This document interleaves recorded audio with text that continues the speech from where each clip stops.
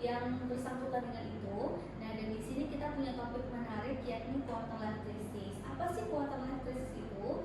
Quarter life crisis itu adalah kondisi seorang yang berumur 18 sampai 30 tahun itu mengalami fase ketidakpastian atau kekhawatiran atas masa depannya. Nah, di sini kita akan perkenalan terlebih dahulu. Aku Lia Ramadhani dan di samping aku ada rekan aku. Baik, Mbak Azara. Nah, dan di depan aku ada Mas Al-Fatah. Nah, dan di sampingnya juga ada Mbak Aisyah Novitasari yang akan menjadi narasumber kita pada pagi hari ini. Selamat pagi Mas dan Mbak semua. Pagi. Gimana kabarnya nih? Apakah baik atau sedih nih di pagi yang cerah ini?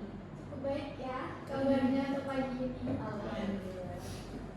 Oke, kita lanjut saja ya. Kita ke Mas Al terlebih dahulu nih. Nah, menurut Mas Al, gimana quarter life crisis di kehidupan Gen Z zaman sekarang? Karena kan Gen Z zaman sekarang kan masih menata hidupnya nih. Ada yang baru lulus, ada yang baru lulus sekolah SMA-nya, terus ada juga yang baru lulus tapi belum dapat kerja. Nah, gimana menurut Mas Al sendiri?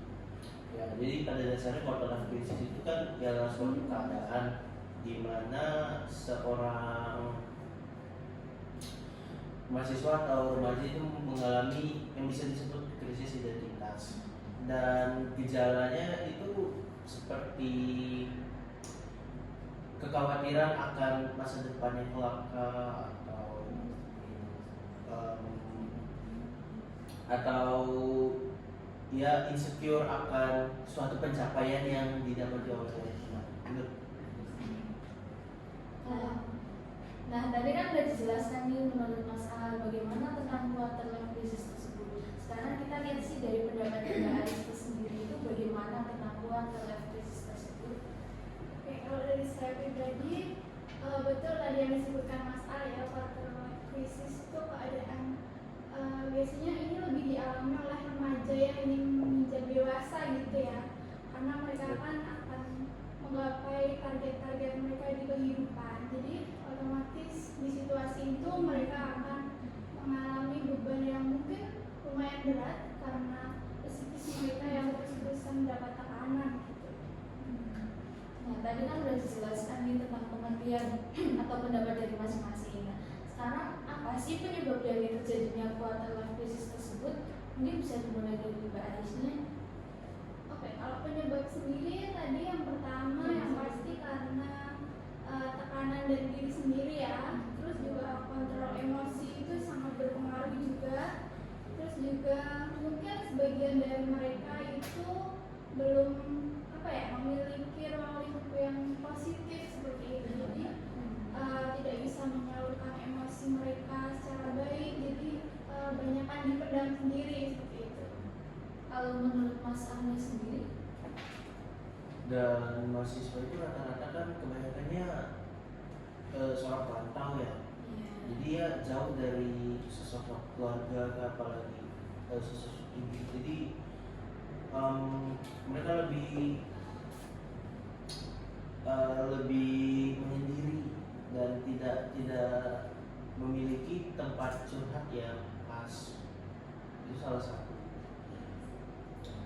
Oke, tadi kan penyebab ya. Nah, kalau dampaknya sendiri atas quarter life crisis ini itu gimana, Mas? Dampaknya itu yang pastinya terhadap mental atau psikis orang remaja, karena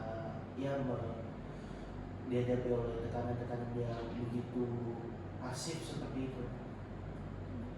Oke, kalau Mbak Ai sendiri gimana, Mbak?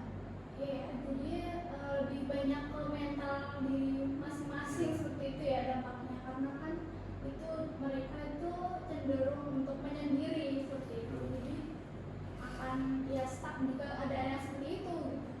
Nah, ngaruh nggak sih, Mas, penurunan angka pernikahan di Indonesia terhadap quarter life crisis ini? Pastinya ngaruh ya, karena adanya fase quarter life crisis ini membuat para anak remaja untuk berpikir dua kali untuk kedepannya seperti menikah, karena dia menganggap dirinya ini saat ini belum mapan atau belum mendapatkan pekerjaan. Menurut saya itu nggak harus. Nah tadi kan udah dijelaskan faktor sama dampaknya. Sekarang Ya. mungkin kalian kan pernah mengalami fase-fase dari quarter life crisis. Iya. Terus bagaimana sih cara kalian tuh untuk keluar dari fase-fase tersebut? Mungkin bisa dari Mas Anda terlebih dahulu. Sebenarnya kalau untuk keluar pastinya belum keluar deh dari fase tersebut karena bisa dibilang ini adalah suatu permulaan. Namun pastinya saya bisa meminimalisir hal tersebut seperti mengekspresikan diri saya kepada suatu hal yang positif, Iya. seperti bermain musik kah, atau bagaimana, dan mengikuti komunitas di luar kampus pasti untuk mendapatkan suatu relasi yang positif. Kalau dari Mbak Esnya gimana untuk cara bisa keluar dari quarter life crisis? Kalau cara keluar dari zona ini sih hampir sama ya seperti Iya. yang Mas Al tadi, karena kita sebenarnya butuh wadah juga untuk kita meluapkan semuanya, tapi mungkin beda di segi bidangnya kali ya. Mas Al di bidang musik, mungkin saya di olahraga, jadi akan meluapkan apa yang saya pendam itu di situ gitu. Atau tidak kita dengan pastikan kita punya sahabat atau teman dekat seperti itu. Itu bisa curhat dari situ. Oke, tadi kan Mbak bilang kan dari segi olahraga ya. Nah, olahraga ini termasuk hobi nggak sih Mbak kalau di Mbak sendiri?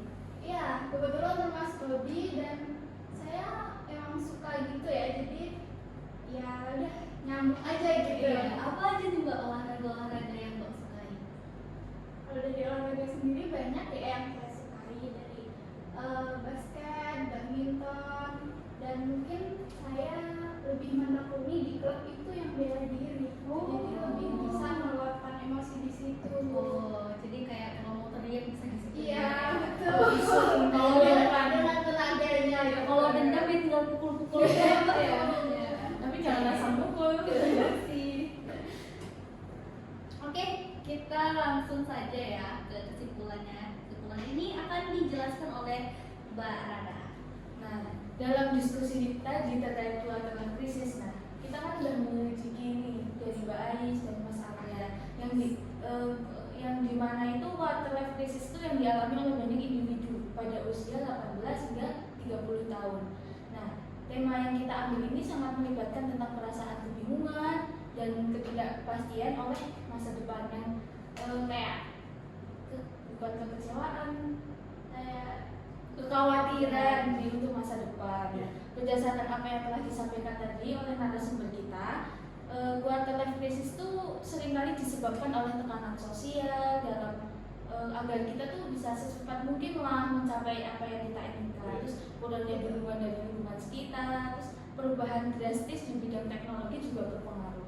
Nah, penting juga untuk mengakui bahwa setiap orang memiliki proses unik ya dalam menghadapi masa-masa krisis ini. Nah, kami berharap teman-teman agar lebih siap menghadapi tantangan-tantangan di masa depan dan lebih optimis dan yakin akan arah yang mereka jalani untuk masa depan.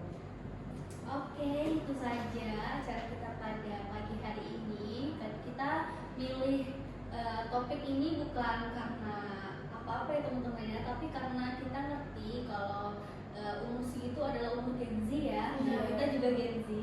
Jadi kita berharap bahwa kalau teman-teman itu merasa ada di posisi itu, teman-teman bisa melihat dari sudut pandang yang baik yang telah diobrolin oleh kita. Ya, seperti itu.